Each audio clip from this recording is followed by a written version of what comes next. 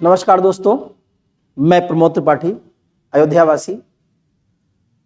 राजनीति विज्ञान की संविधान के इस पार्ट्स में राज्य व्यवस्था के दूसरे सेशन पे हम लोग ढेर सारे प्रश्नों की श्रृंखला को लेकर के आए हैं और इसमें हम लोग देखेंगे कि भारतीय राजनीति में संविधान का स्रोत, अनुसूचियां, भाग या कुछ अनुच्छेद हैं जो महत्वपूर्ण हैं, इन पर आज हम लोग फोकस करेंगे। और बड़े इंपॉर्टेंट प्रश्न हैं जो आपके कांस्टेबल भर्ती परीक्षा के लिए या वनडे की किसी भी एग्जाम परीक्षा के लिए बड़े उपयोगी सिद्ध हो सकते हैं।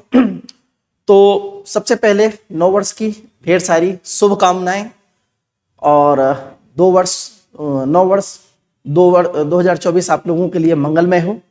और मैं ईश्वर से प्रार्थना करूंगा कि ये वर्ष आपको सफलता दिलाए, अवश्य सफलता दिलवाए। इसी क्रम में हम लोग अपना टॉपिक स्टार्ट कर रहे हैं और आप सभी को तक्षशिला संस्थान की ओर से नव वर्ष 2024 की ढेर सारी शुभकामनाएं। और प्रश्न श्रृंखला आपके सामने स्टार्ट हो रही है। तो प्रश्न है हम लोगों के सामने, बड़े सामान्य से प्रश्न होंगे, कुछ क्रिटिकल प्रश्न होंगे और कोशिश करेंगे कि इन प्रश्नों को हम लोग स्वयं से स्वयं सॉल्व करते चले। इसी श्रृंखला में हम लोग देख रहे हैं, पहला प्रश्न आपके सामने दिया हुआ है कि भारतीय संविधान सभा की संघ संविधान समिति के अध्यक्ष कौन है? डॉक्टर भीमराव अंबेडकर, जेबी कृपलानी, जवाहरलाल नेहरू, अल्लादी कृष्णा स्वामी अय्यर। अगर इनको देखा जाए तो जवाहरलाल नेहरू संघ संविधान समिति के अध्यक्ष थे और संविधान बनाने का जो एक प्रोग्राम शुरू किया गया कैबिनेट मिशन द्वारा, संविधान सभा आई, संविधान सभा में ढेर सारी समितियां बनी और उन समितियों में संघ की संविधान समिति के अध्यक्ष जवाहरलाल नेहरू थे। इसी क्रम में अगला प्रश्न है हम लोगों का, निम्नलिखित में से संविधान सभा की संघ संविधान समिति के अध्यक्ष कौन थे? ये तो हो गया। अगला प्रश्न हम लोगों का, प्रांतीय संविधान समिति। तो याद रखिएगा, एक संघ की संविधान समिति थी और दूसरी जो हमारी संविधान समिति थी वो प्रांतों से संबंधित थी, प्रांतों की संविधान समिति थी।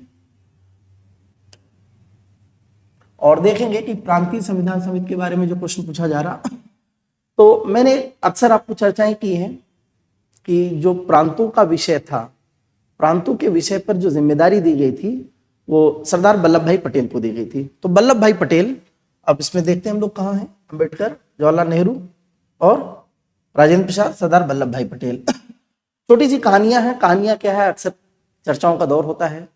तो सरदार वल्लभ भाई पटेल को भारत का बिस्मार्क भी कहा जाता है, बिस्मार्क कहा जाता है। अंग्रेजों की जो चाल थी, देश को आजादी देने की बिल्कुल भी नहीं रही। जाते जाते एक षड्यंत्र कर गए। संविधान बनाने के साथ साथ उन्होंने भारत के सभी देशी रियासतों को एक मौका दे दिया कि वे चाहें तो पाकिस्तान में शामिल हो जाएं, वे चाहें तो भारत में शामिल हो जाएं, वे चाहें तो अपनी स्वतंत्र अस्तित्व को बनाए रख सकते हैं। तो आप सोचिए कि जितनी रियासतें थी उतने देश बन जाते।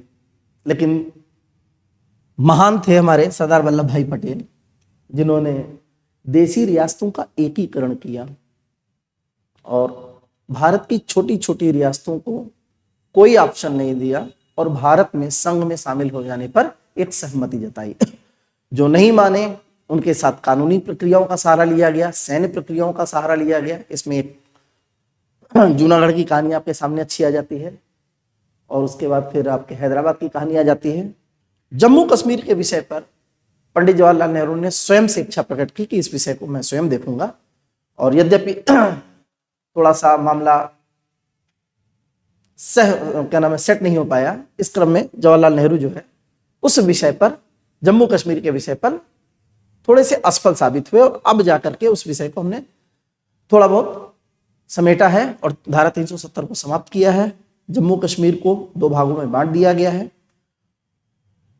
एक हिस्सा हमारा जम्मू है और दूसरा लेह लद्दाख है। दोनों को केंद्र शासित प्रदेश का दर्जा दिया गया है। तो प्रांतीय संविधान की अगर हम बात करेंगे तो उसमें सरदार वल्लभ भाई पटेल हमारे संविधान समिति के अध्यक्ष थे। सॉरी,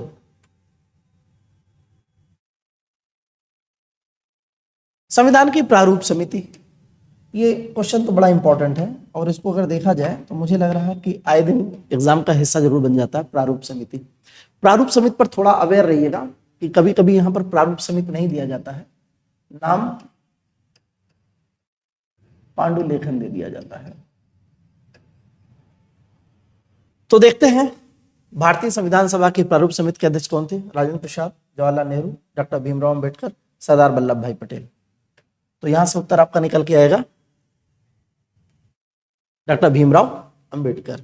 अब इन्हीं में से क्वेश्चन पूछा जाता है कि प्रारूप समिति में कुल कितने सदस्य थे। तो भाई देखो, पूछ रहा कुल सदस्य, तो सदस्यों की संख्या पूछ रहा, तो सदस्यों की संख्या 6 थी। और अगर पूछेगा अध्यक्ष सहित तो याद रखिएगा 7, उसमें डॉक्टर भीमराव अंबेडकर का नंबर जुड़ जाता है। तो इस प्रकार प्रारूप समिति में सदस्यों की संख्या आपकी 6 होगी और अध्यक्ष सहित सदस्यों की संख्या 7 हो जाएगी। यद्यपि यहां पे प्रारूप समिति के अध्यक्ष का नाम पूछ रहा तो डॉक्टर भीमराव अंबेडकर साहब थे। क्वेश्चन हम लोगों का है, मिलान करना है। मिलान करने वाले में कभी कभी प्रश्न बड़े आसान हो जाते हैं और कभी कभी जब तक चारों विकल्प नहीं मिल जाते हैं तब तक बड़ा टेक्निकल इशू आ जाता है।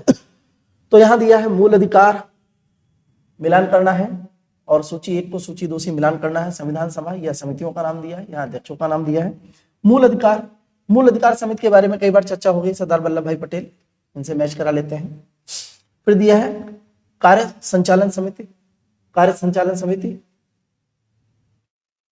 अंबेडकर, जवाहरलाल नेहरू, के.एम. मुंशी, सरदार वल्लभ भाई पटेल। प्रारूप समिति प्राइवेट सी बात है, मिल जाएंगे आपके डॉक्टर भीमराव अंबेडकर। संघ शक्ति आपके जवाहरलाल नेहरू और कार्य संचालन की बात के.एम. मुंशी। आइए मिलान करते हैं। मूल अधिकारों की हम बात करते हैं। ए का IV, 1 में IV पहला मिल रहा, तो इसका मतलब यही आपका सही हो जाएगा। बाकी हमें मिलान करके होने की आवश्यकता भी नहीं पड़ेगी, ठीक है। कार्य संचालन में तीसरा होना चाहिए और संघ शक्ति में जवाहरलाल नेहरू होने चाहिए। प्रारूप समिति में डॉक्टर भीमराव अंबेडकर होने चाहिए। नेक्स्ट देखते हैं हम लोग।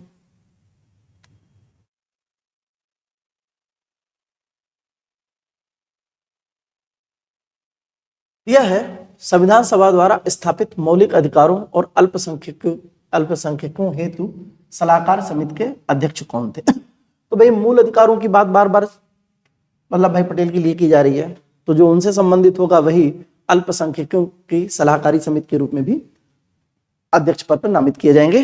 तो आपके सरदार वल्लभ भाई पटेल थे। और सरदार वल्लभ भाई पटेल ने जो मूल अधिकारों की डिमांड की थी 1931 में कराची अधिवेशन,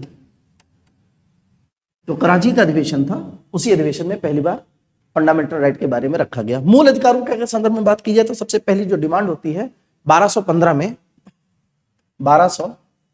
में ये ब्रिटेन में होती है। लेकिन इसके बाद अगर लिखित संविधानों में मूल अधिकारों की बात की जाए तो सबसे पहले मूल अधिकार हमें शामिल किए गए हैं अमेरिका में। भारत में 1921 में आए और जब संविधान सभा का निर्माण हो रहा था उसी संविधान सभा के माध्यम से मूल अधिकारों को शामिल किया गया और इसमें सरदार वल्लभ भाई पटेल को इसका अध्यक्ष बनाया गया। तो इस प्रकार से हमारे संविधान में मूल अधिकार आ जाते हैं। और मूल अधिकारों की संख्या आप जानते हैं कि प्रारंभ में मूल अधिकारों की संख्या 7 थी, वर्तमान में 6 है। एक रोचक कहानी है 7 और 6 के बीच में कि मूल अधिकारों को कैसे कम कर दिया गया। वैसे तो नियम है कि सब मूल अधिकारों को कम नहीं किया जा सकता है सामान्य परिस्थितियों में, लेकिन आपातकालीन व्यवस्था में मूल अधिकारों को निलंबित अवश्य किया जा सकता है। तो 42वां संविधान संशोधन और फिर 44वां संविधान संशोधन। 44वां संविधान संशोधन 1978 में एक विधेयक ला करके संपत्ति के अधिकार को यहां से हटा दिया गया और उसको कानूनी अधिकार का प्रावधान कर दिया गया। कानूनी अधिकार वो अधिकार होंगे जिनमें हम साधारण रूप से संशोधन कर सकेंगे, कभी भी परिवर्तन किया जा सकता, अध्यादेश के माध्यम से भी परिवर्तन किया जा सकता है, लेकिन मूल अधिकारों में ऐसा नहीं। उसको पार्लियामेंट से गुजरना पड़ेगा, दोनों सदनों से पारित कराना पड़ेगा, तभी उसमें संशोधन हो सकता है। तो ये बेसिक अंतर है जो विधिक अधिकार होंगे और जो मौलिक अधिकार होंगे। नेक्स्ट क्वेश्चन हम लोग देखते हैं इसी श्रृंखला में। डॉक्टर भीमराव अंबेडकर की अध्यक्षता में संविधान सभा की प्रारूप समिति में, अच्छा देखिए प्रश्न आ गया कि कितने अन्य सदस्य थे। तो वैसे साधारण रूप से अगर किसी बच्चे को प्रश्न ये दिया जाएगा मतलब इतना अगर मैं फोकस ना करूं मेरे सेक्शन में, बाकी नॉर्मली अगर आप देखेंगे तो अंबेडकर की अध्यक्षता में संविधान सभा की प्रारूप समिति में कितने अन्य सदस्य थे। देखो यहां पर अन्य सदस्यों की बात पूछ रहा, तो याद रखिएगा जब आप इसको लगाएंगे तो इन्हीं में से कंफ्यूजन होगा। तो स्वाभाविक सी बात है, मैंने भी पिछले क्वेश्चन पे इसको बताया है कि सदस्यों की संख्या जब पूछी जाएगी तो 6। अगर पूछा जाएगा प्रारूप समिति में कुल कितने, देखो यहां अन्य कितने सदस्य हैं, कुल कितने सदस्य थे, कुल कितने लोग थे, तो उत्तर आपका 7 हो जाएगा। और अगर ऐसे पूछा जाएगा अन्य कितने सदस्य थे तो आप 6 की बात करेंगे।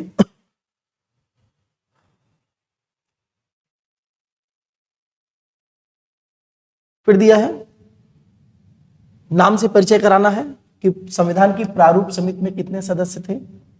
कितने सदस्य थे आइए देखते हैं। एन गोपाला स्वामी थे, नेहरू जी नहीं थे, अल्लादी कृष्ण स्वामी थे, पटेल जी नहीं थे। तो देखते हैं पहला और तीसरा विकल्प कहां है। पहला और तीसरा विकल्प आपको सी मिल रहा है।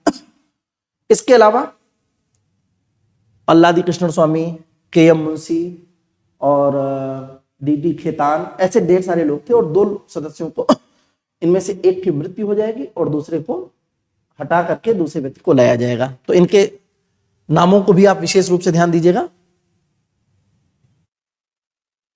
ये देखिएगा जिसपे मैंने चर्चा की थी कि प्रारूप समिति को और किस नाम से जाना जाएगा, तो ये दिया हुआ पांडुलेखन समिति।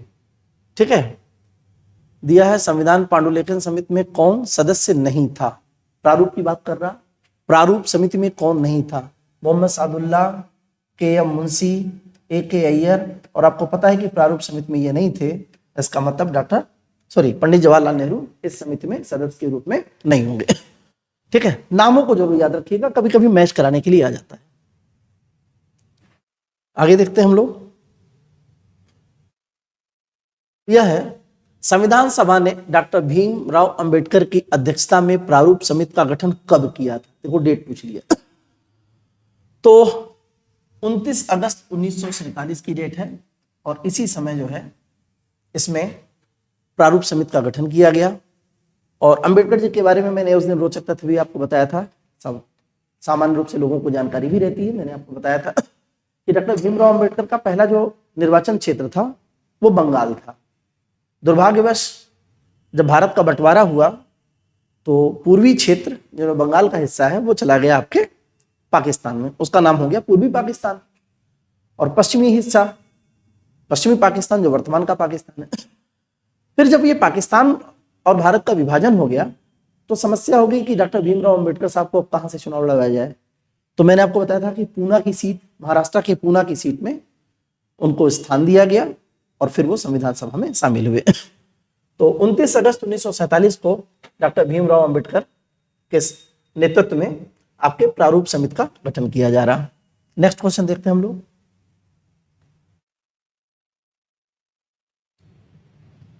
दिया हुआ है संविधान निर्वाती परिषद में झंडा समिति के अध्यक्ष कौन थे। तो ध्यान दीजिएगा, सामान्य रूप से झंडा समिति में आपके डॉक्टर राजेंद्र प्रसाद हो जाएंगे। अच्छा, अगर ऐसे प्रश्न में मैं इस शब्द का लोप कर दूं, संविधान निर्वाती परिषद, ये इस शब्द को मैं लोप कर दूं, समाप्त कर दूं, और झंडा समिति के अध्यक्ष की बात करूं मैं, और ऑप्शन आपको दे दूं कुछ नया, जैसे मैं आपको ऑप्शन दे रहा हूं सरदार वल्लभ भाई पटेल, मैं दे दूं जेबी कृपलानी,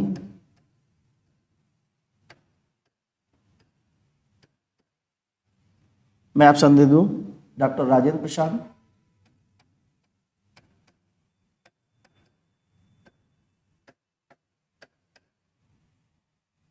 और डॉक्टर अंबेडकर साहब दे दूं।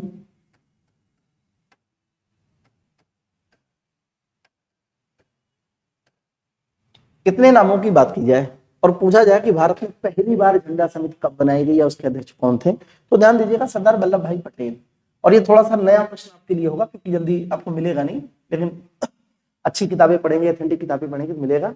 इतिहास के विषय में 1931 में कराची अधिवेशन में ही झंडा समिति बनाई गई थी और उसके अध्यक्ष हैं सरदार वल्लभ भाई पटेल। याद रखिएगा जेबी कृपलानी साहब का नाम कहीं नहीं आता है, इनसे बचिएगा। और डॉक्टर राजेंद्र प्रसाद को झंडा समिति का अध्यक्ष बनाया जाता है 1947 के बाद। ये 1931 है और ये 1947 है, तो अंतर याद रखिएगा। यहां दिया है ना संविधान निर्मात्री परिषद, यानी संविधान सभा द्वारा झंडा समिति की अध्यक्षता करने वाले कौन है, तो वो डॉक्टर राजेंद्र प्रसाद हो जाएंगे। तो याद रखिएगा 1931 में भी झंडा समिति बनी थी और उसमें अध्यक्षता की थी सरदार वल्लभ भाई पटेल ने।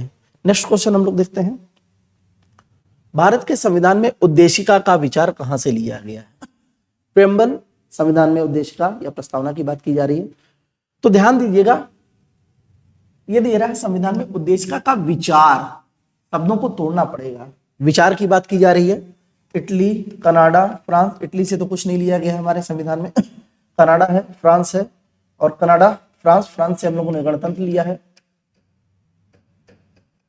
ठीक है। यूएसए यानी कि यहां बात कर रहा है United state of America, America की बात हो रही है, इनके संविधान से हम लोगों ने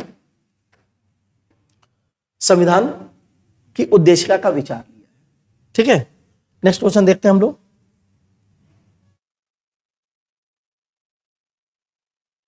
भारत की राजनीतिक व्यवस्था में इनमें कौन सर्वोच्च है? देखो पद के नाम से अगर पूछा जाता है, ठीक है, पद नाम से तो भारत का राष्ट्रपति सर्वोच्च होगा, लेकिन पूछा गया भारतीय राजनीतिक व्यवस्था में इनमें कौन सर्वोच्च है, तो संसद है, धर्म, धर्म को हम लोग कितनी मान्यता देते हैं, ठीक है, संविधान है, न्यायालय है। तो न्यायालय की सर्वोच्चता, न्यायालय की सर्वोच्चता नो डाउट, न्याय में, न्याय के क्रम में हाई कोर्ट, सुप्रीम कोर्ट या डिस्ट्रिक्ट कोर्ट, उनमें सर्वोच्च न्यायालय सर्वोच्च होता है। संविधान याद रखिएगा इनकी व्यवस्था संविधान में है, संसद की व्यवस्था संविधान में है, धर्म की छूट आपके संविधान में है। तो मूल रूप से देखा जाए तो सर्वोच्च हमारा क्या हो जाएगा, भारत का संविधान हमारा सर्वोच्च हो जाएगा। इनमें से देखा जाएगा तो भारत का जो संविधान है वो सर्वोच्च हो जाएगा हमारा।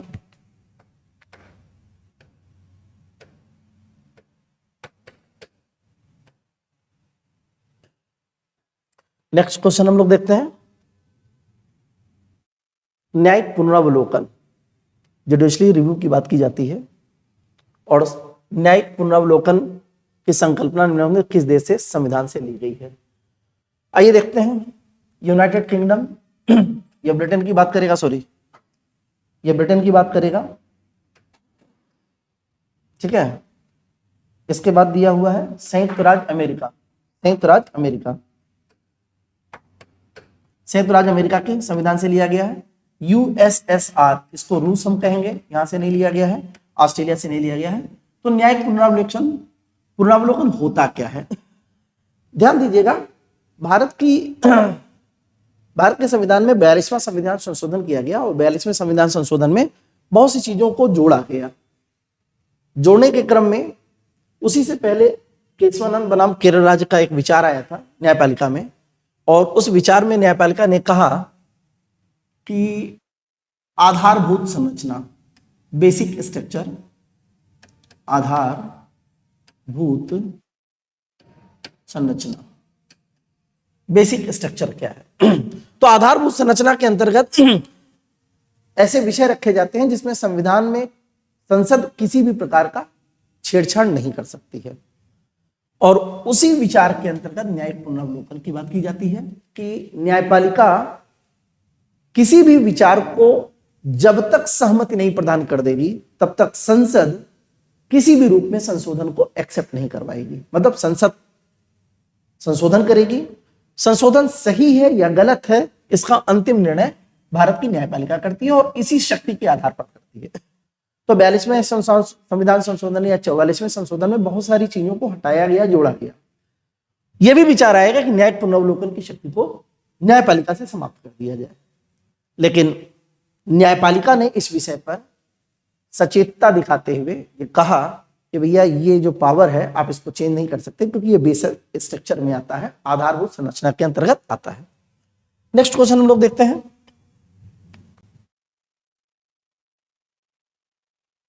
निम्नलिखित में से संविधान सभा की संघ संघ संविधान समिति के अध्यक्ष कौन हैं? यूनियन की बात की जा रही है। अंबेडकर साहब तो निकल गए प्रारूप समिति में। जेबी कृपलानी भाई झंडा समिति में थे ही नहीं, इन्हीं की चर्चा होती है। और जवाहरलाल नेहरू संघ संविधान समिति से संबंधित है। अल्लादी कृष्णा स्वामी अय्यर ये आपके प्रारूप समिति में सदस्यों के रूप में होंगे। तो पंडित जवाहरलाल नेहरू संघ संविधान समिति के अध्यक्ष होंगे। नेक्स्ट क्वेश्चन हम लोग देखते हैं। ये देखिए वही आ गया, न्यायिक पुनरावलोकन की व्यवस्था कहां कहां पर है? ये क्वेश्चन कई बार आ चुका है, छोटे मोटे बड़े एग्जाम में अक्सर मुलाकात हो जाती है। तो केवल यूके यूनाइटेड किंगडम यानी कि ब्रिटेन की बात कर रहा है, यहां संभव नहीं है। भारत और यूएसए यहां हो सकता है। केवल यूएसए नहीं है क्योंकि भारत में भी है, और केवल भारत यहां भी नहीं है, इसलिए उत्तर हो जाएगा भारत और अमेरिका। बड़ी गजब की शक्ति है न्यायपालिका की, और न्यायपालिका ने उसको जो है एक नियंत्रण में रखा है भारत की पार्लियामेंट को। यद्यपि पार्लियामेंट को असीमित शक्ति है संविधान बनाने की, संविधान में संशोधन करने की, लेकिन न्यायपालिका क्या करेगी कि न्यायिक पुनरावलोकन व्यवस्था के आधार पर यह विचार कर सकेगी कि आपके द्वारा किया गया संशोधन जनता के लिए कितना उपयुक्त है, संविधान के लिए कितना बेहतर है। तो इस शक्ति का इस्तेमाल भारत ने अमेरिका से लिया है, जिसको USA United state of America के रूप में आप जानते हैं। देखते हैं नेक्स्ट क्वेश्चन। बढ़िया क्वेश्चन है, निम्नलिखित में कौन सा एक लक्षण भारतीय परिसंघ और अमेरिकी परिसंघ में समान रूप से पाया जाता है? एक ही नागरिकता। तो आपको पता है कि अमेरिका में तो दोहरी नागरिकता, भारत में सिंगल नागरिकता है, ये तो अलग अलग है। संविधान की तीन अनुसूचियों की बात की जा रही है, संघ सूची, राज्य सूची और समवर्ती सूची। क्या इसमें है? न्यायपालिका की द्वैधता, भारत में सुप्रीम कोर्ट और हाई कोर्ट की बात की जाती है, अमेरिका में यह प्रणाली नहीं है। संविधान के निर्वचन के लिए एक परिसंघ उच्चतम न्यायालय, संविधान के निर्वचन के लिए एक परिसंघीय उच्चतम न्यायालय सुप्रीम कोर्ट की बात कर रहा है, परिसंघीय की बात कर रहा है। तो याद रखिएगा कि न्यायपालिका की द्वैधता, क्योंकि भारत में सुप्रीम कोर्ट और हाई कोर्ट चलता, वहां ऐसा है नहीं। तीन सूचियों की बात, ये तो ऑस्ट्रेलिया वगैरह से लिया गया, आपको पता है। एक ही नागरिकता, वहां पर दोहरी नागरिकता है, भारत में एकल नागरिकता है, इसलिए इसका उत्तर क्या हो जाएगा? संविधान के निर्वचन के लिए परिसंघीय उच्चतम न्यायालय। मतलब जब जब कोई मामला फंसेगा संविधान से संबंधित, संसद ने कोई संशोधन किया है, तो टेक्निकली उसका जो विश्लेषण है, उसको जो एक्सप्लेन करने का काम है, वो आपका सुप्रीम कोर्ट करेगा। वो भारत के लिए भी है और वो अमेरिका के लिए भी है। तो ये कॉमन फैक्टर है। आगे देखते हैं हम लोग। भारत की संघात्मक व्यवस्था किस देश से ली गई है? ठीक है, संघ की बात की गई है। तो भारत में जो संघात्मक व्यवस्था की बात की जाती है, ठीक है, संघात्मक व्यवस्था की बात की जाती है, वो आपके कनाडा से ली जाती है, क्योंकि जो कनाडा का संघ है वो दुनिया का सबसे आइडियल संघ माना जाता है, सबसे आइडियल संघ माना जाता है। यूनाइटेड किंगडम में तो हमने संसदात्मक व्यवस्था को लिया है। संयुक्त राज्य अमेरिका से है, आपने न्यायिक पुनरावलोकन को लिया है, सुप्रीम कोर्ट की शक्ति को लिया है, फंडामेंटल राइट को लिया है, नीति निर्देशक तत्वों को लिया है, अन्य चीजों को लिया है, आयरलैंड से। तो यहां पर उत्तर हमारा हो जाएगा कनाडा। संघात्मक व्यवस्था को हमने यहीं से लिया है। हम लोग अगले क्वेश्चन की तरफ चलते हैं।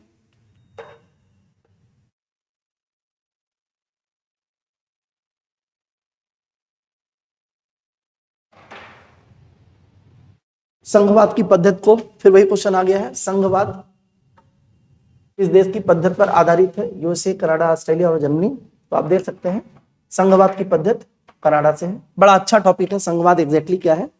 तो राजनीति विज्ञान में ये टॉपिक जो लोग बच्चे पढ़े होंगे उनको ये पता होगा कि संघवाद एग्जैक्टली क्या है। अगला क्वेश्चन हम लोग देखते हैं। क्वेश्चन दिया है, भारतीय संविधान में राज्यों की संघ संकल्पना को प्राप्त किया गया है। बड़ा अच्छा क्वेश्चन है कि भारतीय संविधान में राज्यों की संघ की परिकल्पना को या संकल्पना को प्राप्त किया गया अमेरिका के संविधान से, ऑस्ट्रेलिया के संविधान से, ब्रिटिश नॉर्थ अमेरिका के अधिनियम से, या स्विट्जरलैंड के संविधान से। ठीक है, तो ध्यान रखिएगा अमेरिका का संविधान राज्यों की परिकल्पना की बात कर रहा है, राज्यों के संघ। जब आप बात करते हैं कि अनुच्छेद 1 में भारत राज्यों का संघ है। राज्यों के संघ में जब हम बात करते हैं, और आपने टॉपिक को पढ़ा होगा जिसमें है कि वे क्या नाम है, विनाशी राज्यों का विनाशी संघ, या अविनाशी राज्यों का विनाशी संघ, या विनाशी, ऐसे ढेर सारे क्वेश्चन आपको मिलते हैं। तो ध्यान रखिएगा, ब्रिटिश नॉर्थ अमेरिका के अधिनियम से, ब्रिटिश नॉर्थ अमेरिका राज्यों की संघ की प्रणाली की बात की रही। इस संकल्पना को हमने कहां से प्राप्त किया है? ब्रिटिश नॉर्थ अमेरिका के अधिनियम से। अगला क्वेश्चन देखते हैं हम लोग।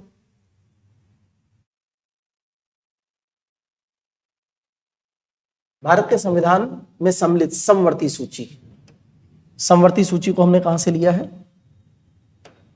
समवर्ती सूची की बात कर रहा है। तो याद रखिएगा, सूचियां 3 हैं, संघ सूची, राज्य सूची और समवर्ती सूची। समवर्ती सूची का विषय हमने कहां से लिया है? ऑस्ट्रेलिया से लिया है। सोवियत संघ, यहां से कर्तव्यों की हम लोग बात करेंगे। इटली से कुछ नहीं लिया है। कनाडा से भी हम लोगों ने बात की थी, संघ की बात की थी, ठीक है। संघात्मक व्यवस्था की हम बात करेंगे। आगे चलते हैं हम लोग।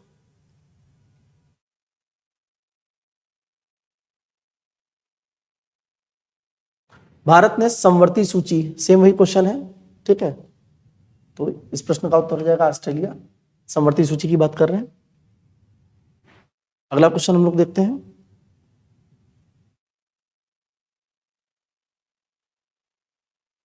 क्वेश्चन दिया है, भारत के संविधान निर्माताओं ने 7वीं अनुसूची में वर्णित समवर्ती सूची की अवधारणा को, सेम वही क्वेश्चन है।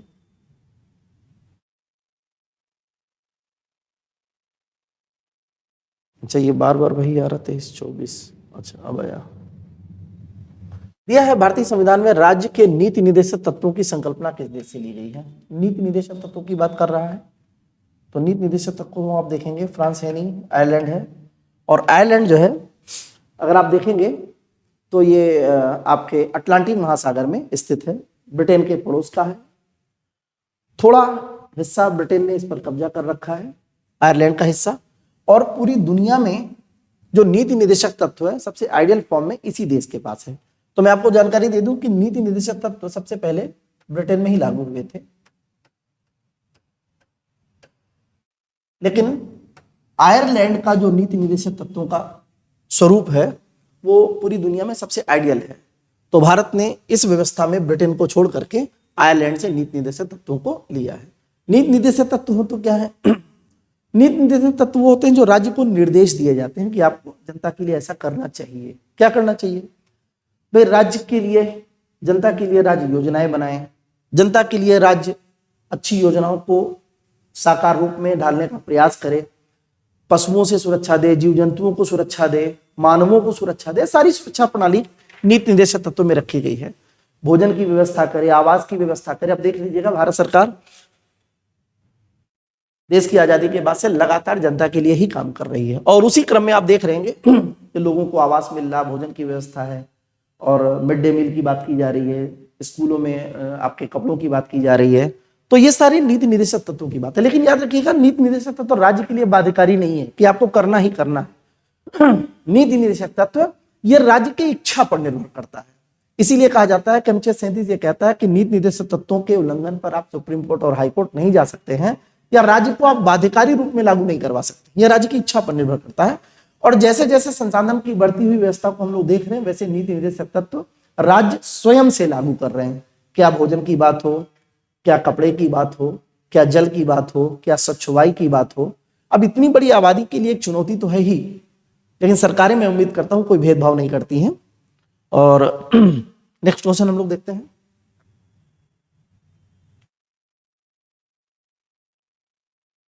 क्वेश्चन दिया है, भारतीय संविधान में अन्य देशों के संविधानों से कुछ विशिष्टताओं को लिया गया। किस देश का राज्य के नीति निर्देशक तत्वों के निर्माण में योगदान की बात की जा रही है? तो वही है आयरलैंड।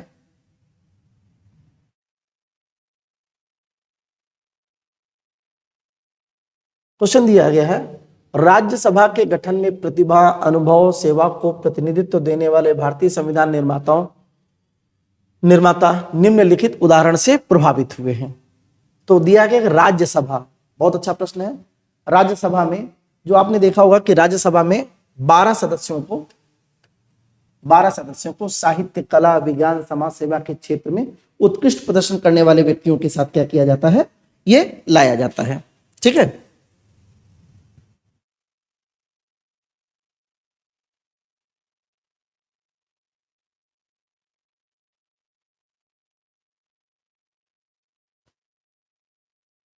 लाया जाता है। तो 12 सदस्य ये मनोनीत किए जाते हैं भारत के राष्ट्रपति द्वारा। इसमें साहित्य है, कला है, विज्ञान है, समाज सेवा है, इनमें अच्छे प्रदर्शन करने वाले व्यक्तियों को राष्ट्रपति नामित करता है। यद्यपि इसमें संघीय मंत्री परिषद और राज्यों में राज्य की मंत्री परिषद सलाह देती है। किसे देगी? राष्ट्रपति को सलाह देगी, और राज्यों में राज्यपाल को सलाह दिया जाएगा। राज्य के क्रम में 12 सदस्य नहीं होंगे, वहां संख्या 1/6 हो जाएगी। उसमें एक चौथा सेक्शन आपका बढ़ जाता है, सहकारिता और विधान परिषद के संदर्भ में बात हो रही, लेकिन यहाँ राज्यसभा के गठन की बात की जा रही है। तो साहित्य, कला, विज्ञान, समाज सेवा में उत्कृष्ट प्रदर्शन करने वाले 12 सदस्यों को राष्ट्रपति नामित करता है। केंद्रीय मंत्रिपरिषद सलाह देती है और 12 सदस्य इसमें आते हैं, और इनका प्रत्येक जो व्यक्ति नामित होगा उनका कार्यकाल 6 वर्ष होगा। तो पूछा जा रहा है कि किस देश से लिया गया है, तो दिया आयरिश गणतंत्र, कनाडा, संयुक्त राज्य अमेरिका और ऑस्ट्रेलिया। ठीक है, तो आयरिश गणतंत्र, इनको आप आयरलैंड कह सकते हैं, यहीं से इसको लिया गया है। अगला क्वेश्चन देखते हैं हम लोग। तो सूचियों का मिलान करना है, और ये सूची क्या है, लिस्ट आपकी क्या है? मूल अधिकार, शासन, आपातकाल। ठीक है, तो मूल अधिकार ये दिया है किस देश से लिया गया है? मूल अधिकार आपके अमेरिका से लिया है, संयुक्त राज्य अमेरिका। शासन की संसदीय प्रणाली आपात उपबंध जर्मनी से लिया गया है। राज्य के नीति निदेशक तत्व आयरलैंड से लिया गया है। अच्छा, कनाडा, शासन की संसदीय प्रणाली, कनाडा। मिलान करते हैं, ए का 2, अच्छा कुछ गड़बड़ जा रहा है, ABCD 1 2 3 4 5, अच्छा कौन नहीं आ रहा? यूनाइटेड किंगडम, ये कनाडा नहीं होगा। ठीक है,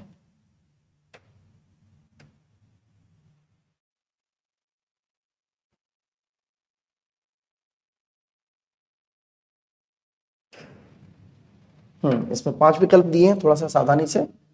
मूल अधिकार संयुक्त राज्य अमेरिका का है। शासन की संसदीय प्रणाली यूनाइटेड किंगडम, यानी इसको आप ब्रिटेन कह सकते हैं। इमरजेंसी आपातकाल जर्मनी से लिया गया है।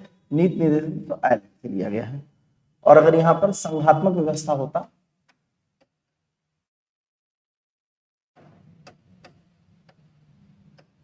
संघ की व्यवस्था, तो कनाडा से हो जाता।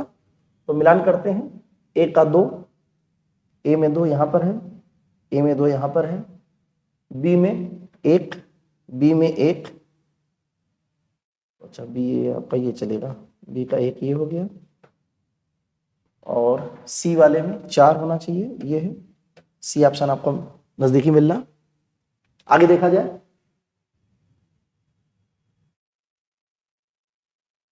निम्नलिखित में से कौन सा एक जोड़ा सही नहीं है? गलत जोड़े को पकड़ना है। मौलिक अधिकार संयुक्त राज्य अमेरिका, ये तो सही है। कौन सा सुमेलित नहीं है? राज्य के नीति निदेशक तत्व आयरलैंड, कई बार चर्चा हो चुकी है आपका। केंद्र की अवशिष्ट शक्तियां ऑस्ट्रेलिया, आपातकालीन शक्तियां जर्मनी, तो बच क्या रहा आपका? यही है। ठीक है, केंद्र की अवशिष्ट शक्तियां किस देश से ली गई हैं? ये ऑस्ट्रेलिया से नहीं ली गई हैं। आपातकालीन शक्तियां जर्मनी से हैं। ठीक है, तो क्लियर है। मूल अधिकार आपके संयुक्त राज्य अमेरिका से है। नीति निदेशक तत्व तो आपके आयरलैंड से हैं, और केंद्र की अवशिष्ट शक्तियां ऑस्ट्रेलिया से नहीं ली गई हैं। इसमें यह कौन सुमेलित नहीं है? आपातकालीन शक्तियां जर्मनी। नेक्स्ट देखते हैं हम लोग।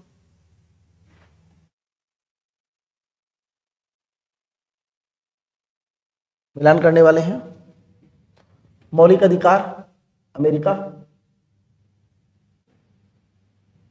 राज्य के नीति निदेशक तत्व आयरिश संविधान, मंत्रिमंडल की सरकार ब्रिटिश से, केंद्र राज्य संबंध कनाडा, मंत्रिमंडलीय सरकार ब्रिटिश सरकार। तो मिलान करते हैं, ए का IV यहाँ यहाँ यहाँ यहाँ, ये सही है। राज्य के नीति निर्देशक तत्व, नीति निर्देशक तत्वों की आइरिस तीसरा होना चाहिए, तीसरा यहाँ पे है, तीसरा यहाँ पे है। मंत्रिमंडल की सरकार, ब्रिटिश सरकार, मंत्रिमंडल सी का फर्स्ट। तो इस प्रकार से डी विकल्प आपका सही चल रहा है। नेक्स्ट क्वेश्चन देखते हैं हम लोग।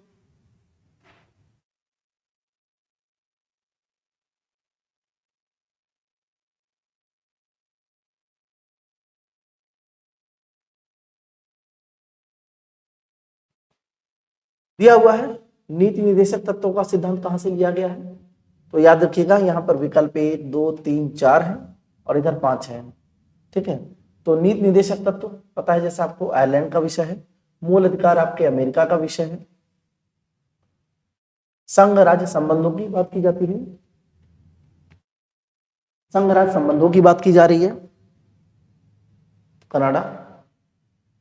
भारत में राज्यों का संघ तथा संघ में अधिक शक्ति निहित है। भारत राज्यों का संघ है तथा संघ में अधिक शक्ति निहित है, किस देश से लिया गया है? आइए देखते हैं। ए का 3 यहाँ है, यहाँ है।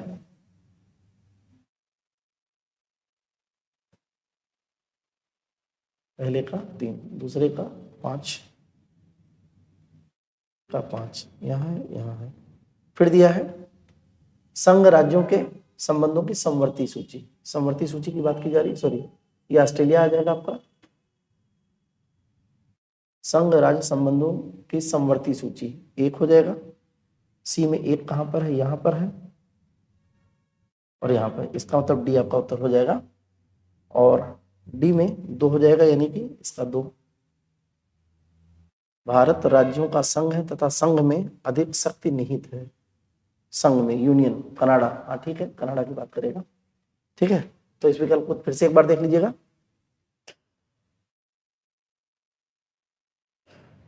देखिएगा दिया है नीति निदेशक सिद्धांत, आयरलैंड का विषय हो गया।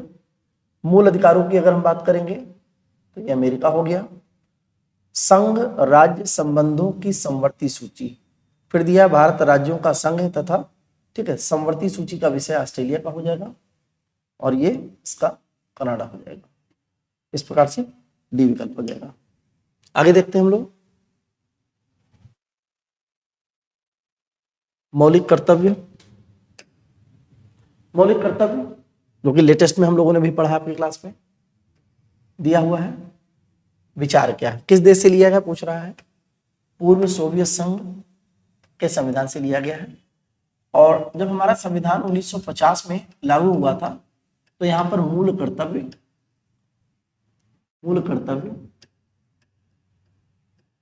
ये नहीं थे। फिर हम लोगों ने संविधान में 42वां संविधान संशोधन किया, 42वां संविधान संशोधन किया 1976 में। और स्वर्ण सिंह समिति, इन्हीं की रिकमेंडेशन पर भारत के संविधान में मौलिक कर्तव्यों को लागू किया गया। और ये हमने रूस या पूर्व सोवियत संघ गणराज्य या इसी को शॉर्ट में USSR, कभी कभी एग्जाम में इतने भी प्रश्न से काम चला लेता है, तो तीनों याद रखिएगा, रूस, पूर्व सोवियत संघ गणराज्य या USSR से हमने इसको लिया है। कर्तव्य है क्या कि जिस प्रकार से मूल अधिकारों के प्रति हम दावा करते हैं कि हमें ये मिलना चाहिए, हमारे लिए ये होना चाहिए, गवर्नमेंट ने हमारे लिए स्कीम निकाली, हमें क्यों नहीं देंगे, और नहीं मिलेगा तो सुप्रीम कोर्ट, हाई कोर्ट तक हम चले जाते हैं। नीति निर्देश है कि राज्य को निर्देश दिए गए कि भैया कि आर्थिक क्रियाकलापों का वितरण ऐसा करो कि जनता में समान रूप से सारी चीजें लागू हो सके, कोई गरीब न रह जाए और लोगों तक भोजन, पानी, स्वच्छ वायु, सारी चीजें बराबर बराबर पहुंच सके। इसी प्रकार भारत के नागरिकों के लिए कर्तव्यों की व्यवस्था की गई है कि आप भी तो राष्ट्र के लिए कुछ करो। और वो 11 जो मौलिक कर्तव्य हैं उनमें नवीनतम जो कर्तव्य है जोड़ा गया है वो 11वां मौलिक कर्तव्य है। 11वां कर्तव्य कौन सा है? प्रत्येक व्यक्ति के लिए निर्देश दिया गया, भारत के नागरिकों को कहा गया है कि 6 से 14 वर्ष कि जो बच्चे होंगे उनके माता पिता, अगर वो भी नहीं है तो उनके संरक्षक, अभिभावक, गार्जियन उन बच्चों को शिक्षा दिलाने का प्रयास करें। क्योंकि कोई भी बच्चा आगे बढ़ करके अगर सही शिक्षा मिलेगी, इसके अंदर हुनर है, आपने बचपन से पढ़ाया लिखाया है, तो हो सकता है कि शिक्षित होकर के एक देश का सभ्य नागरिक ही बन जाए। और दूसरा हो सकता है कि वो अपने परिवार की गरीबी को मिटा सके, उसके अंदर कोई नई चेतना हो, कोई नया काम कर सके। तो शिक्षा बड़ा आवश्यक है। तो हमने कर्तव्यों में भी क्या इसको 86वां संविधान संशोधन 2002 में अप्लाई कर दिया। इसमें और भी एक्ट है, जब आप देखेंगे 86वां संविधान संशोधन 2002 में इसको जोड़ दिया गया। फिर शिक्षा का अधिनियम आया 2009, फिर 2011, ठीक है, फिर धीरे धीरे इसको लागू किया गया है। अगला क्वेश्चन देखते हैं हम लोग। भारतीय संविधान में सन्निहित मूल अधिकारों की अवधारणा किस देश से ली गई? बार बार चर्चा हो रही है, मूल अधिकार क्या है? अमेरिका से लिए गए हैं। प्रारंभ में मूल अधिकार आपके साथ थे, अभी 6 हैं। संविधान में जब अमेरिका का जब संविधान बन रहा था तब वहां फंडामेंटल राइट को नहीं लाया गया था, मूल अधिकारों को नहीं लाया गया था। 10वां या 11वां संविधान संशोधन करके उसमें मूल अधिकारों की कल्पनाओं को जोड़ा गया और बड़ा आइडियल फॉर्म में जोड़ा गया। फिर एग्जैक्ट हमने अमेरिका के मूल अधिकारों को नहीं लिया है, क्योंकि भारत के परिप्रेक्ष्य में कौन से मूल अधिकार कितने उपयोगी होंगे, उन मूल अधिकारों को लिया, भारत की प्रणाली के अनुरूप बनाया और वर्तमान में आप देख रहे हैं 7 से 6 हो गए हैं। और वो प्रत्येक नागरिक की सुरक्षा का अधिकार है। अगर आपके साथ कोई भी कैजुअलिटी होती है तो मूल अधिकार के माध्यम से आप सुप्रीम कोर्ट, हाई कोर्ट में जाके शरण ले सकते हैं। फिर दिया है भारतीय संविधान में मूल अधिकार को कहां से लिया गया? वही है, अमेरिका के संविधान से लिया गया है। नेक्स्ट देखते हैं हम लोग। मूल अधिकारों का वही है, अमेरिका के संविधान से ली गई है। नेक्स्ट हम लोग देखते हैं, दिया हुआ है लिखित संविधानों का प्रारंभ किस देश से हुआ? तो आपको पता है कि लिखित संविधान भारत में 1950 में आया है। इसकी प्रणाली को जब हम लोग शुरू करते हैं तो 1950 में भारत की व्यवस्था, लेकिन अमेरिका में 1789 के समय में है। तो पहला लिखित संविधान किस देश का है? अमेरिका का है। आप देख सकते हैं अमेरिका के संविधान से, तो इसका उत्तर आपका हो जाएगा अमेरिका। नेक्स्ट क्या है? भारतीय संविधान को कितने भागों में विभाजित किया गया है? ठीक है, ये प्रश्न मेरा थोड़ा सा अच्छा प्रश्न है। मेरा क्या प्रश्न है, क्योंकि आयोग कभी कभी ऐसे प्रश्न पूछ लेता है जिसमें हम उलझना पड़ जाता है। देखिए, जब भी संविधान की बात की जाती है और भागों की बात की जाती है, तो सामान्य रूप से हमें पता है कि संविधान में 22 भाग है, ठीक। और इसका विकल्प अभी माइंड सेट मत कीजिएगा कि इसमें हम क्या मान लें, 22 भी दिया हुआ है, 24 भी दिया है, 25 भी दिया हुआ है, तो यहां तो मैं 22 लगा दूंगा। लेकिन ध्यान रखिएगा, अगर इस विकल्प को हटा दिया 22 तो उत्तर हो जाएगा आपका 25, क्योंकि कांस्टेबल परीक्षा में ही यह प्रश्न पूछा गया है कि भारतीय संविधान को कितने भागों में विभाजित किया गया, लेकिन उसमें 22 विकल्प नहीं दिया, 25 दिया गया। एक्चुअली है क्या कि जो भारत का संविधान की प्रणाली है, इसमें समय समय पर संशोधन होते रहते हैं और समय समय पर संशोधनों के साथ कुछ चीजों को बढ़ा दिया गया है, और उन्हीं की काउंटिंग में अब वर्तमान की संख्या आपकी 25 मान ली गई है। लेकिन ध्यान रखिएगा, मैं फिर आपसे कह रहा हूं, विकल्प में 22 के ना होने पर 25 का चुनाव करेंगे, ठीक है, और 22 और 25 दोनों होगा तो 22 ही लगाएंगे। नेक्स्ट,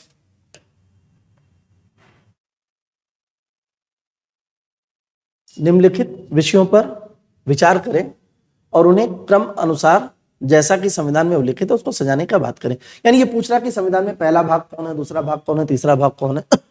तो देखिएगा, मौलिक कर्तव्य आपको पता है कि जो कर्तव्यों का विषय है वो 4 का क है। नागरिकता ये भाग 2 में है। नीति निदेशक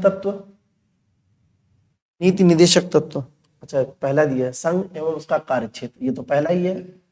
नागरिकता दूसरा हो गया और नीति निदेशक तत्व ये तीसरा हो गया। नीति निदेशक तत्व मौलिक कर्तव्य, नागरिकता, ठीक है, राज्य के नीति निदेशक तत्व ये 4 हो जाएगा।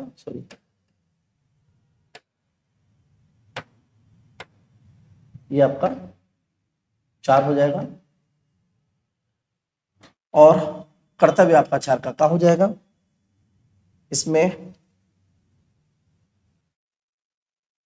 मूल अधिकार कहीं नहीं दिया हुआ है, तो याद रखिएगा संघ एवं राज्य क्षेत्र भाग 1 का विषय है, भाग 2 में आपके नागरिकता है, भाग 3 में आपके मूल अधिकार है, ठीक है, और भाग 4 में आपके नीति निर्देशक तत्व है, और 4 में मौलिक कर्तव्य। तो देख लेते हैं पहला, यानी कि इसमें क्रम क्या सही होगा, सही उत्तर का चयन कीजिए। 1 3 2 1 3 4 और 2, तो विकल्प क्या सही होगा, पहला तो सही है, तीसरा, पहले के बाद हमें तीसरा आना चाहिए, सही है, तीसरा होना चाहिए, और फिर तीसरा नंबर कौन सा हमारा, ये तो फर्स्ट हो गया, ये सेकंड हो गया, 4 और 4 का यानी आईवी के बाद आपका सेकंड आएगा, आईवी के यानी ए से विकल्प आपका सही है। नेक्स्ट हम लोग देखते हैं,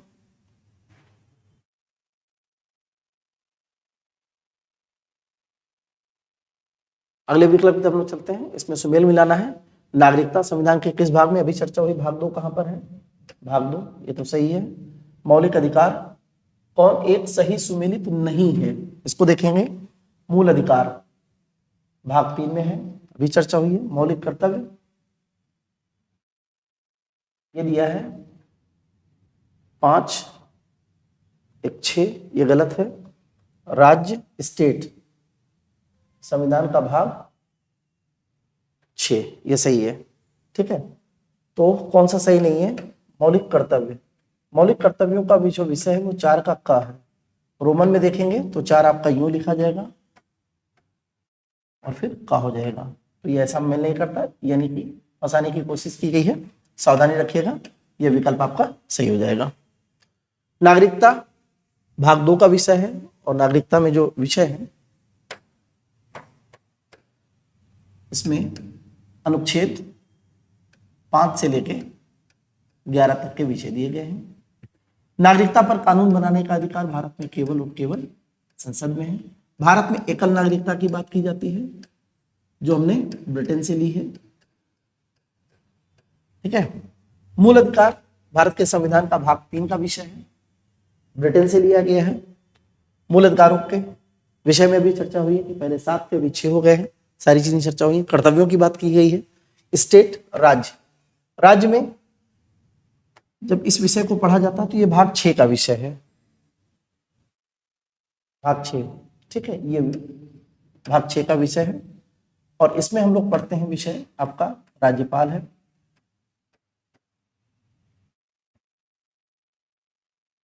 राज्यपाल विधान मंडल है। इसी विधान मंडल के अंतर्गत हम लोग देखते हैं कि हमारा विधान परिषद और विधानसभा आता है, तो ये भाग 6 का विषय है, और 6 रोमन में ऐसे लिखा जाएगा। नेक्स्ट देखते हैं हम लोग, हमारे संविधान के किस भाग में 3 सोपानों में पंचायत की व्यवस्था की गई है।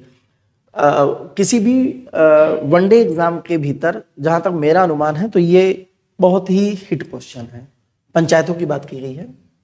देखिए पंचायतों का क्वेश्चन किस एंगल से पूछा जाता है, दिया है कि किस भाग में 3 सोपान, 3 सोपान का मतलब वो पूछ रहा है कि ग्राम पंचायत, और फिर दिया है आपकी नगर पंचायत, ठीक है, और सहकारी समितियां या ऐसी चीजें दी हैं।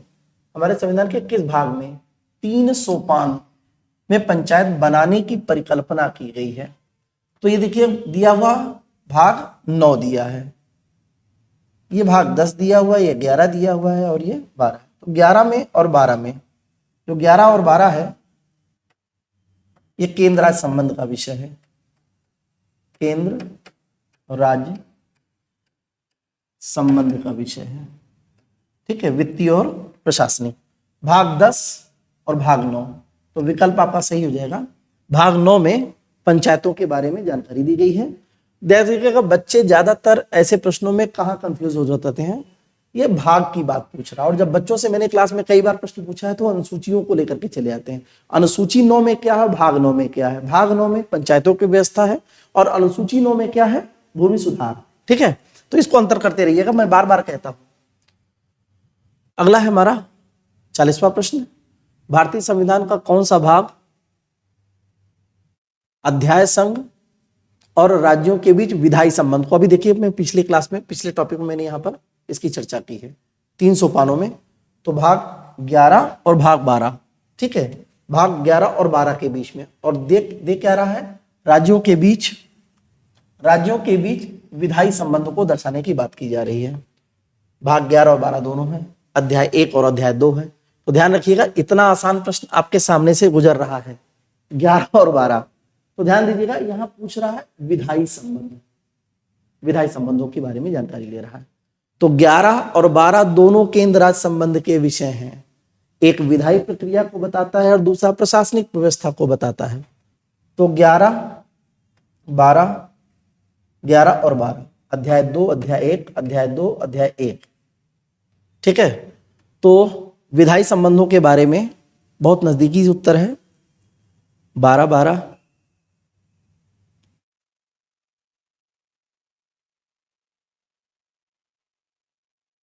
11 और 12, ठीक है। विधायी प्रक्रिया की बात की जा रही है तो भाग 11 के अंतर्गत आएगा, भाग 11 और अध्याय 2 के अंतर्गत है।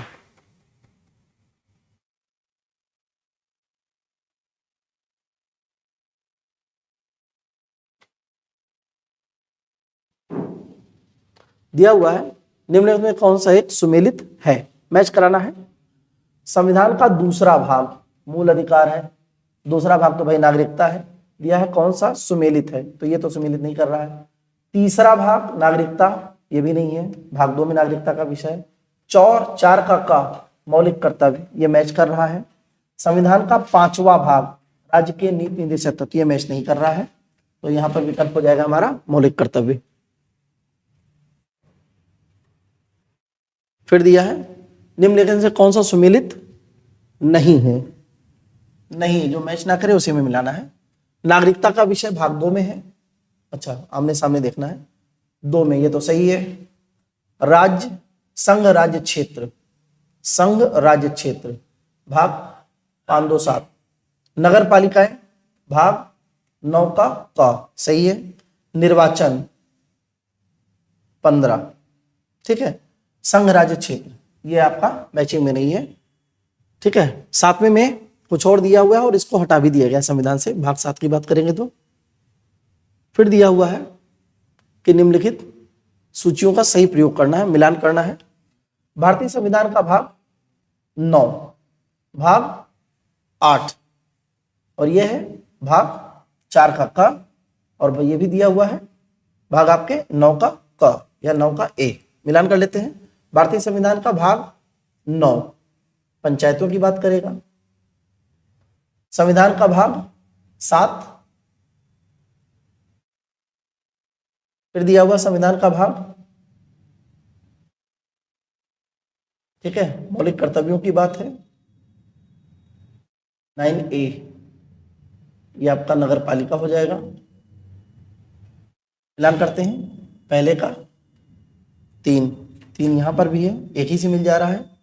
फिर दिया हुआ है दूसरा पंचायतों का संघ राज्य क्षेत्र का विषय हो गया।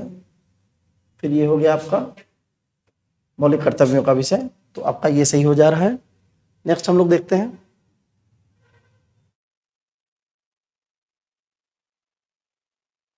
भारतीय संविधान में निम्नलिखित में से कौन सा भारतीय संविधान के अंतर्गत एक सुमेलित सही सुमेलित नहीं है। गलत को पकड़ना हम लोगों को। पंचायत भाग 9 में है, सही है।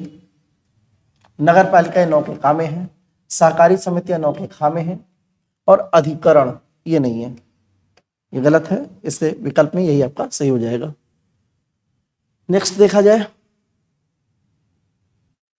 संविधान के किस भाग में पंचायती राज व्यवस्था का प्रावधान है। पंचायतों से देखिए कितने टाइप के क्वेश्चन पूछे जा रहे हैं। पंचायती राज व्यवस्था की बात की जा रही है, तो ये आपका 9 है, ये सही हो सकता है। ये गलत है, 3 में गलत है, ये भी गलत है। तो 9 में पंचायती राज व्यवस्था। पंचायती राज में 3 स्तर हैं, अभी पीछे आपने देखा है। हम एक में पंचायत की बात करेंगे, ये पंचायत आपकी ग्रामीण व्यवस्था का निर्धारण करेगी। दूसरा नगर पंचायत है, और फिर सहकारी समितियां हैं। सहकारी समितियों को वर्ष 2011 में इनको संवैधानिक रूप से दर्जा प्रदान कर दिया गया है। यह भी आपका प्रश्न बन सकता है। फिर दिया हुआ है संविधान के कौन से भाग में पंचायती राज प्रावधान है। भाग 9 की बात कर लें।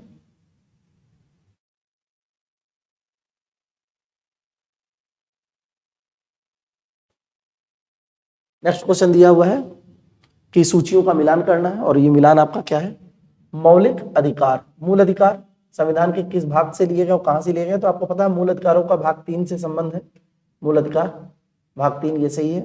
मौलिक कर्तव्य नीति निर्देशित तत्वों के बाद है, यानी 4 के काम में है, तो ये आपका 4 और ए ये भी दिया हुआ है। संघ यूनियन भाग का 5 भाग है, भाग 5 आपका यहां हुआ है, भाग 5 संघ का मामला यह है। और इमरजेंसी यानी कि 10, 5 15 और 3 18 सही है। मिलान कर लेते हैं। ए का 2 में है, ये जा रहा मौलिक कर्तव्य यानी 1 में आना चाहिए, ये भी सही, ये भी सही। यूनियन की भाग 4 की बात करेंगे, यहां सही जा रहा, बाकी इस प्रकार से विकल्प आपका ए सही हो जाएगा। निम्नलिखित में से एक कौन सा सही सुमेलित नहीं है। कौन एक सही सुमेलित नहीं है। मौलिक कर्तव्य, राज्य, महान्यायवादी, संघ और राज्यों के अधीन सेवाएं, ये किस संदर्भ में कह रहा, शायद ये क्वेश्चन पूरा नहीं है। निम्नलिखित में से कौन सा एक सही सुमेलित नहीं है। क्या सुमेलित नहीं, इसके आगे तो भी कुछ होना चाहिए भाई, शायद किसी तरह की कोई समस्या है। मौलिक कर्तव्य, राज्य, भारत का महान्यायवादी, संघ, किस प्रकार से अलग होगा मेरे समझ में नहीं आ रहा। संघ और राज्यों के अधीन सेवाएं केंद्र का विषय, भारत का महान्यायवादी, राज्य और मौलिक कर्तव्य डिसाइड नहीं किया जा सकता है। नेक्स्ट क्वेश्चन देखा जाए। भारत के संविधान के भाग 16 से संबंधित है। 16 में क्या दिया है, अखिल भारतीय सेवाएं, वित्त आयोग, कुछ वर्गों के लिए विशेष। भाग 16 की बात कर रहा। 16 प्रशासनिक अधिकरण, अखिल भारतीय सेवाएं ये हो नहीं सकता, वित्त आयोग ये है नहीं, कुछ वर्गों के लिए विशेष उपबंध यानी प्रशासनिक अधिकरण की बात करेगा। और ये 50वां प्रश्न है, दिया है संविधान का भाग, इन भागों को आपको मिलान करना है। निर्वाचन इलेक्शन है, राजभाषा, आपातकाल, ठीक है, कुछ वर्गों के लिए विशेष संबंध। तो संविधान का भाग इमरजेंसी, आपातकाल,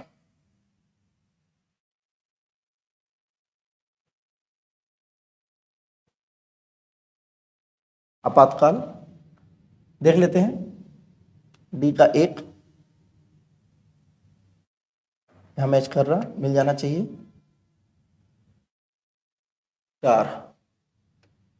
4 इलेक्शन, 10, 5 15 निर्वाचन सही है आपका। इस प्रकार से भी आपका विकल्प सही हो जाएगा। संविधान का जो भाग 15 है इलेक्शन की बात करेगा, भाग 17 होना चाहिए कहीं पे, ठीक है। राजभाषा की बात करेगा, इमरजेंसी आपके 18 में है। और ये आपात उपबंध हमने कहां से लिया है, किस देश के संविधान से लिया गया है, जर्मनी के संविधान से लिया गया है। नेक्स्ट देखते हैं हम लोग। तो 50 प्रश्नों की यह श्रृंखला है, इसको आप सॉल्व कीजिएगा, देखिएगा। मैं उम्मीद करता हूं कि ये बड़े रोचक प्रश्न होंगे और आपके एग्जाम से कहीं ना कहीं ये सहायक बनेंगे। ज़्यादातर प्रश्न हमेशा किसी न किसी एग्जाम में पूछे गए हैं, हमारे लोगों का कलेक्शन वही रहता है। स्वयं से भी कुछ प्रश्नों का निर्धारण किया जाता है और ये उम्मीद की जाती है कि बच्चों तक साधारण रूप में, साधारण भाषा के रूप में इन सब चीज़ों को पहुंचाया जाए। निश्चित तौर पे ये आपके लिए उपयोगी होंगे। और पुनः एक बार 2024 आपके लिए मंगलमय हो। तक्षशिला परिवार आपको शुभकामनाएं दे रहा है। आप सब ढेर सारी तरक्की करें तो पुनः मैं प्रमोद त्रिपाठी, अयोध्यावासी, 2024 के शुभ संकेत के लिए आज आपके लिए आपसे विदा लेता हूं। अगले सेशन में पुनः मुलाकात। धन्यवाद।